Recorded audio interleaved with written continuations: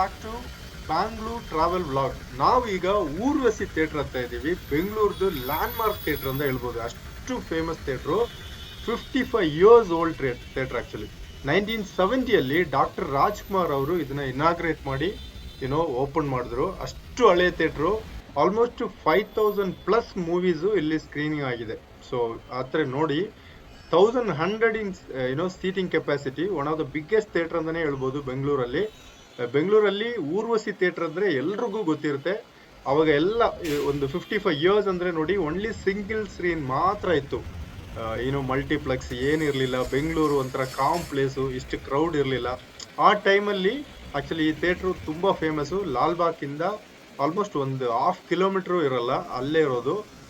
So ನಾವು ಒಂದು almost 5-6 movies ಇಲ್ಲಿ ಹೋಗಿ ನೋಡಿದೀವಿ. ತುಂಬಾ ಮೆಮರೀಸ್ ಇದೆ.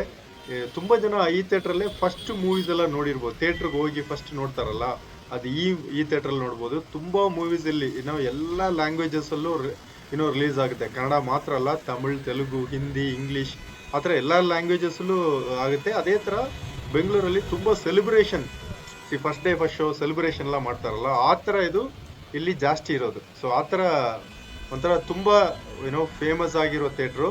ಇನ್ನೊಂದು, ಈಗ ಟಾಕ್ಸಿಕ್ ಮೂವಿ ಇಲ್ಲಿ ರಿಲೀಸ್ ಆಗುತ್ತೆ ಅಂತ ಬ್ಯಾನರ್ ಕಟ್ಔಟ್ಗೆಲ್ಲ ಫ್ಲಕ್ಸ್ ಎಲ್ಲ ಕಟ್ಟಕ್ಕೆ ಈ ಕಂಪ ಎಲ್ಲ ಎಲ್ಲ ರೆಡಿ ಮಾಡ್ತಾ ಇದ್ರು. ಅಷ್ಟು ರೆಡಿಗಿತ್ತು. ಸಡನ್ಲಿ ಹೈಕೋರ್ಟ್ ಇಂದ ಬಂದು ಡೆಮಾಲಿಷ್ ಮಾಡ್ಬೇಕಂತ ಬಂದಿದೆ.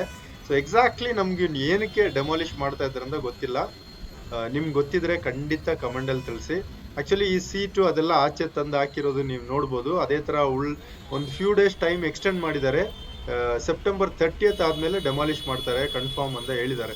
ಸೊ ಎನಿವೆ, ನಿಮ್ಗೆ ಏನೋ ಗೊತ್ತಿದ್ರೆ ಕಮೆಂಟ್ ಅಲ್ಲಿ ತಿಳಿಸಿ. Thank you, bye.